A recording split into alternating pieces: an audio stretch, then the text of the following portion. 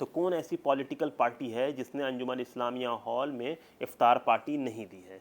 अंजुमन Islamia hall में कई हज़ार शादी हुई है। तो ये एक कल्चर है बिहार का, ख़ास कर पटना के लोगों का, पटना ज़िला के लोगों का, कि अगर शादी करेंगे तो अंजुमन इस्लामिया हॉल में करेंगे। अंजुमन इस्लामिया हॉल के अंदर एक लाइब्रेरी हुआ करती थी, बाद में वो लाइब्रेरी पटना शिफ्ट हो गई, पटना सिटी शिफ्ट हुई, मंगल तालाब के सामने जो लाइब्रेरी है वहाँ चली गई वो।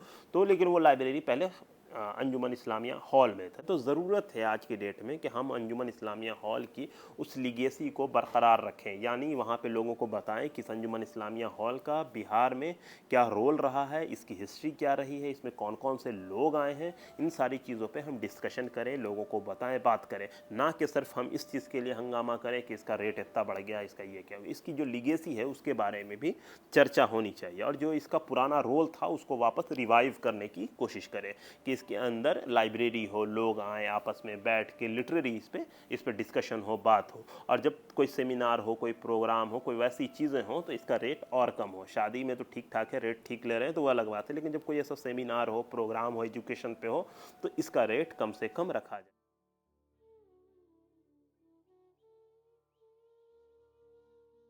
आदाब। आज हम बात करेंगे जंग आज़ादी में पटना के अंजुमन इस्लामिया हॉल के रोल पर। जी हाँ, अंजुमन इस्लामिया हॉल पटना के बांकीपुर इलाके में अशोक राजपथ पर मौजूद है ये हॉल। आज के डेट में इसको लेकर अलग अलग कंट्रोवर्सी भी चल रही है कि कुछ लोग इसके किराए को लेकर हंगामा कर रहे हैं। तो बहरहाल हम उस पर नहीं जाएंगे, हम बात करेंगे इसकी हिस्ट्री पे, इसका क्या रोल है हिंदुस्तान की जंग आज़ादी में। तो अंजुमन इस्लामिया जो वर्ड है वो बिहार के कॉन्टेक्स्ट में जो सबसे पहले यूज़ हुआ है वो हुआ है 1866 में यूज़, जब वारिस अली ख़ान और जस्टिस खुदाबख्श खान ने आरा में इस ऑर्गेनाइजेशन की सरपरस्ती की। 1866 का दौर है। तो जो आरा जो इलाका है वो 1857 में अंग्रेज़ों के ख़िलाफ़ चलाई गई मुहिम का एक बहुत बड़ा मरकज़ रहा है। उसके 10 साल या कहिए 8 साल के बाद 1866 में ये ऑर्गेनाइजेशन खड़ा होता है। तो इस ऑर्गेनाइजेशन का बेसिकली काम एजुकेशन और सोशल वेलफेयर पे ही था। तो इसका डायरेक्टली 1885 में बनी हुई अंजुमन इस्लामिया हॉल से क्या रिलेशन है, इस पे हम आगे बात करेंगे।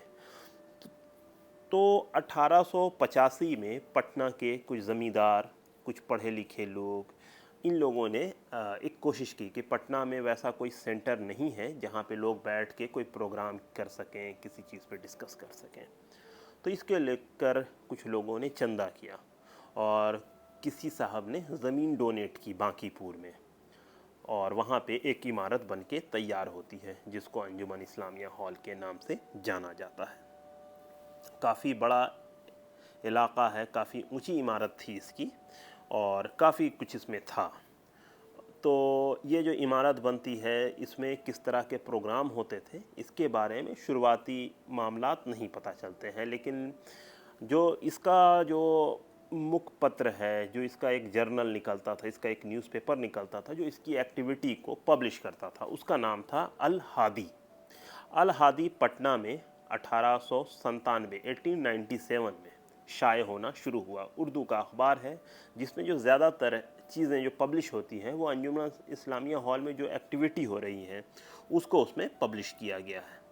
तो उसको पढ़ने के बाद आप अंदाज़ा लगा सकते हैं कि अंजुमन इस्लामिया हॉल में किस तरह के प्रोग्राम हुआ करते थे। इसके अलावा इस न्यूज़पेपर में जो इसके पढ़ने वाले हैं वो अगर अपना लेटर टू एडिटर या अपनी कोई ओपिनियन देते हैं वो भी इसमें पब्लिश होता था। तो ये अंजुमन इस्लामिया हॉल से ही जुड़ा हुआ ये सारा मामला था। और इसके अलावा अंजुमन इस्लामिया जो वर्ड है इसको लेकर पूरे हिंदुस्तान में कई ऑर्गेनाइजेशन हैं। पंजाब में हर इलाके में अंजुमन इस्लामिया के नाम से अलग अलग तंजीमें हैं, और इसके अलावा जो सबसे मशहूर अंजुमन इस्लामिया है वो है मुंबई का। मुंबई में अंजुमन इस्लामिया स्कूल है और कई चीज़ें हैं। मुंबई के अंजुमन इस्लामिया के मशहूर होने की सबसे बड़ी वजह तैयब जी फैमिली है, क्योंकि इसी फैमिली ने अंजुमन इस्लामिया को फ़रोग़ दिया, उन्होंने ही स्कूल खोला और बहुत सारी चीज़ें आज वहाँ पे चल रही हैं। पटना में जो अंजुमन इस्लामिया ऑर्गेनाइजेशन था उसने वैसा कोई काम तो उसका आज के डेट में नहीं दिखता है। लेकिन मुंबई में आज भी कई स्कूल अंजुमन इस्लामिया के नाम से चल रही है। पटना में एक अंजुमन इस्लामिया हॉल था जिसको पिछले कुछ साल पहले तोड़ा गया और उसकी नई इमारत बनी है, और फिर उसको लेकर के उसमें उसको बेसिकली आज की डेट में सिर्फ शादी का हॉल ही बना के छोड़ दिया गया है। तो हुआ क्या था कि 1885 का दौर है, वो दौर है जब कांग्रेस की बुनियाद डाली गई है। तो कांग्रेस की जब बुनियाद डाली जाती है तो वैसे लोगों के जहन में कई तरह के ऑर्गेनाइजेशन बनाने की बात आती है। तो अलग अलग खित्ते में अलग अलग ऑर्गेनाइजेशन, अलग अलग चीज़ें खड़ी होती हैं। तो पटना में भी 1885 में अंजुमन इस्लामिया हॉल वजूद में आता है। तो इस हॉल में बहुत सारे प्रोग्राम हुए हैं। तो मेनली जो जंग आज़ादी का जो रोल है, जो रूप है, वो 20वीं सदी में उसने रूपरेखा, एक पूरा उसका स्ट्रक्चर बन के तैयार होता है, ख़ास के 1910 के बाद। मेनली जो गांधी की पॉलिटिक्स में एंट्री होती है उसके बाद से ही पॉलिटिक्स का रूपरेखा बदल जाता है। लेकिन बिहार में ये थोड़ा पहले शुरू हो जाता है, क्योंकि बिहार में गांधी के आने से पहले ही एक मूवमेंट चल रहा था, वो था अलग बिहार का मूवमेंट। तो अलग बिहार के मूवमेंट को जिन लोगों ने लीड किया है उसमें 3 नाम बहुत इंपॉर्टेंट हैं: डॉक्टर सच्चिदानंद सिन्हा, सर अली इमाम और मौलाना मजरुल हक। ये तीनों इंसान इंग्लैंड में हैं 1880 के दौर में, 1880 के दौर में। और यहीं पे मौलाना मजरुल हक ने एक ऑर्गेनाइजेशन की बुनियाद डाली जिसका नाम उन्होंने भी रखा अंजुमन इस्लामिया। ये अंजुमन इस्लामिया आज के दौर में इंग्लैंड की मुस्लिम तारीख़ में एक बहुत इम्पॉर्टेंट प्लेस रखता है। तो जब यही लोग बाद में हिंदुस्तान आते हैं, बिहार आते हैं, तो इन्हीं लोगों ने तहरीक चलाई अलग बिहार की, और फिर अलग बिहार स्टेट बनाया। तो अलग बिहार स्टेट बनाने के लिए जो बहुत सारे प्रोग्राम हुए हैं वो इस अंजुमन इस्लामिया हॉल में भी हुए हैं। और पटना ही के एक बड़े मशहूर वकील हैं, बाद में उनकी शादी दक्कन हैदराबाद में हुई, जिनका नाम है मिर्ज़ा हुमायूं। उन्हीं की वाइफ हैं सोगरा हुमायूं मिर्ज़ा। तो जो हुमायूं साहब अपनी ऑटोबायोग्राफ़ी में भी अंजुमन इस्लामिया का जिक्र करते हैं कि इंग्लैंड में उन्होंने अंजुमन इस्लामिया को किस तरह से वापस रिवाइव करने की कोशिश की। तो इस तरह का ऑर्गेनाइजेशन बिहार के और ख़ास के पटना के ख़ित्ते में भी काम कर रहा था। तो अलग बिहार 1912 में बनता है, और 1912 ही में बांकीपुर में कांग्रेस का सेशन भी होता है।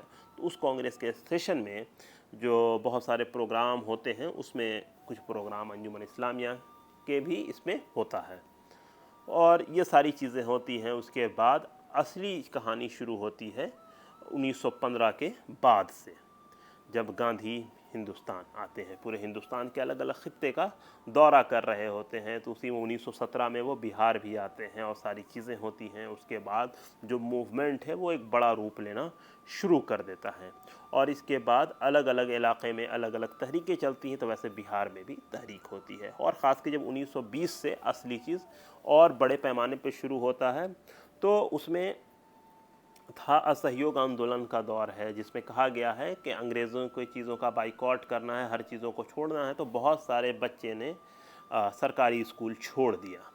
तो इसी में सबसे पहले नवंबर 1920 में स्टूडेंट का एक प्रोग्राम, एक ऑर्गेनाइजेशनल वर्क होता है, जिसमें बहुत सारे स्टूडेंट जमा होते हैं। कहाँ? अंजुमन इस्लामिया हॉल में। और उसी के बाद सदाकत आश्रम में बिहार विद्यापीठ की बुनियाद डालते हैं मौलाना मजरुल हक खैरूमिया की ज़मीन के ऊपर।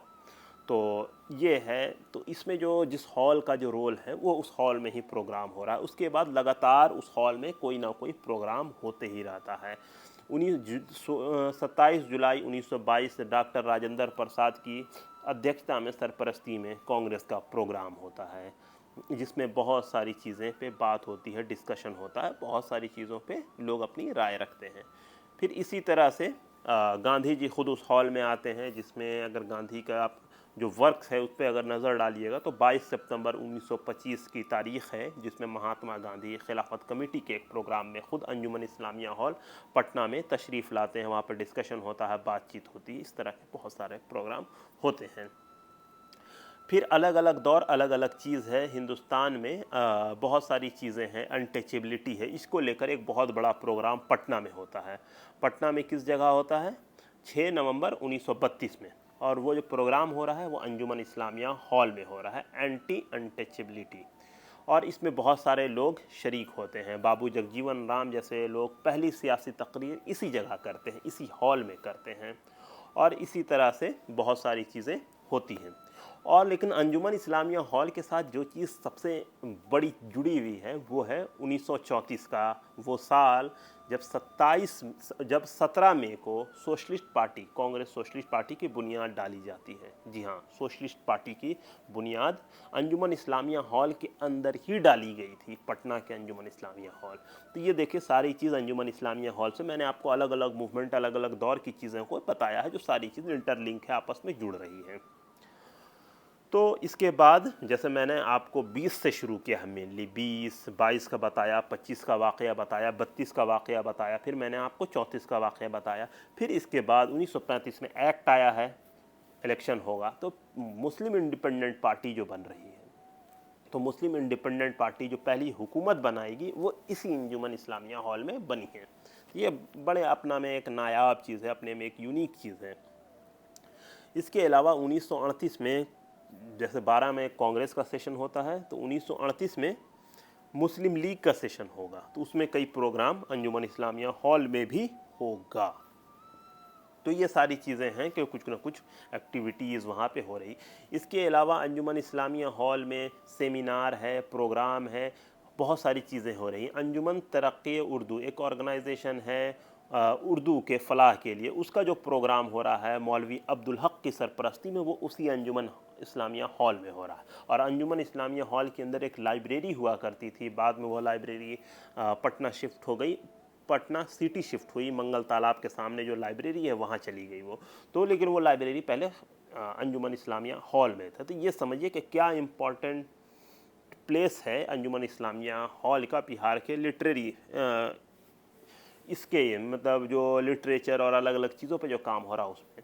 और इसमें न्यूज़पेपर जो इमारत शरिया से न्यूज़पेपर निकलता था, तो उसमें एक ख़बर है कि अंजुमन इस्लामिया हॉल काफ़ी जर्जर स्थिति में हो गया, तो इसको मरम्मत की ज़रूरत है। तो सैयद अब्दुल अज़ीज़ साहब जो बिहार के एजुकेशन मिनिस्टर थे, उन्हीं की सरपरस्ती में चंदा होता है, पटना के बड़े बड़े लोग चंदा देते हैं, उसके बाद अंजुमन इस्लामिया हॉल का रिनोवेशन होता है, उसको बाद में मरम्मत की जाती है। तो ये सारी चीज़ों का जिक्र होता है उसमें। ज़्यादातर लोगों का ये कहना है कि जो ज़लज़ला आया था उसकी वजह कर उसको नुकसान हुआ था। तो ये सारी चीज़ें अंजुमन इस्लामिया हॉल में अलग अलग पॉलिटिकल पार्टी का प्रोग्राम हमेशा उसमें हुआ है। Congress, Muslim League, socialist party, communist party, इन सारे लोगों का उसमें जिक्र मिलता ही मिलता है। और इसमें जैसे मैंने बताया कि अलग अलग पॉलिटिकल पार्टी, जब हिंदुस्तान आज़ाद हुआ तो उसमें भी कई पॉलिटिकल पार्टी के प्रोग्राम उसमें हुए हैं, तो उसके बारे में हम आपको आगे बताएंगे। तो अभी हम यहाँ पे आपसे ये कहना चाह रहे थे कि जो अंजुमन इस्लामिया हॉल पटना में है, ख़ास कर वो जो पुरानी इमारत अब ख़त्म कर दी गई है, वो जो इमारत है उसका जंग आज़ादी में एक अलग रोल था। उस इमारत ने महात्मा गांधी के कौल को सुना है, जिन्ना की आवाज़ को सुनी है, पंडित जवाहरलाल नेहरू को सुना है, मौलाना अबुल कलाम आज़ाद को सुना है, और सारे लीडरान को सुना है। तो ये गवाह है खिलाफत असहयोग आंदोलन का, ये गवाह है नमक सत्याग्रह का, ये क्विट इंडिया मूवमेंट का गवाह है, ये भारत छोड़ो आंदोलन, और इस तरह की जितनी तहरीकें हैं, इन सारी तहरीकों का ये इमारत गवाह है।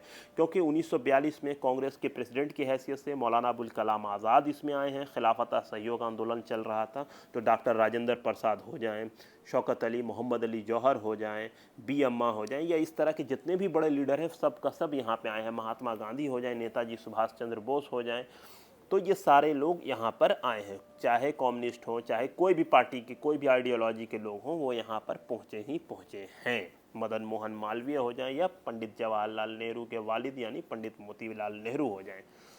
और तो ये सारी चीज़ें हैं कि सारे लोग यहाँ पे आए हैं। इस इमारत की एक लिगेसी है, लेकिन हमने इस लिगेसी को बचाया नहीं। वो इमारत भी ख़त्म हो गई, हर चीज़ ख़त्म हो गई, बस एक नाम रह गया है। अब नाम को भी लेकर कंट्रोवर्सी है। तो हाल के दिनों में जो इसमें जो 2-3 जो प्रोग्राम होते थे, पहले मैंने बताया कि इसमें अलग अलग पॉलिटिकल पार्टी, जंग आज़ादी और लिटरेरी प्रोग्राम, अलग अलग चीज़ों पे चर्चा, ये वह सारी चीज़ें हुआ करती थी। तो इसमें जो आज़ादी के बाद जो कुछ प्रोग्राम हुए हैं उसमें ये याद है कि महामाया प्रसाद कांग्रेस से अलग होकर उन्होंने जन क्रांति दल बनाया था 26 दिसंबर 1966 को इसी अंजुमन इस्लामिया हॉल में।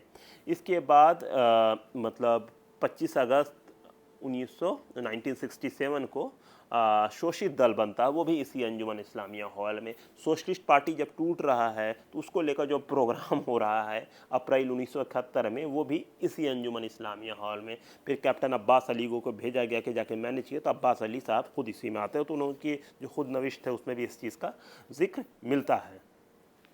और इसके अलावा जयप्रकाश नारायण की क़यादत में जो सोशलिस्ट पार्टी का प्रोग्राम होता है 11 अप्रैल 1952 को इसी अंजुमन इस्लामिया हॉल में। इसके अलावा जेपी की जो तहरीक है 70s के दौर में, एंटी कांग्रेस, जो पूरा उनका पटना में जो प्रोग्राम है वो इसी अंजुमन इस्लामिया हॉल में हुआ, क्योंकि पटना में इससे बड़ा कोई हॉल था ही नहीं, तो प्रोग्राम होगा कहाँ। बाद के दिनों में श्री कृष्ण मेमोरियल हॉल और गांधी जो सभागार है वो बना है, वरना जो भी प्रोग्राम होता था पटना में वो अंजुमन इस्लामिया हॉल में ही होता था।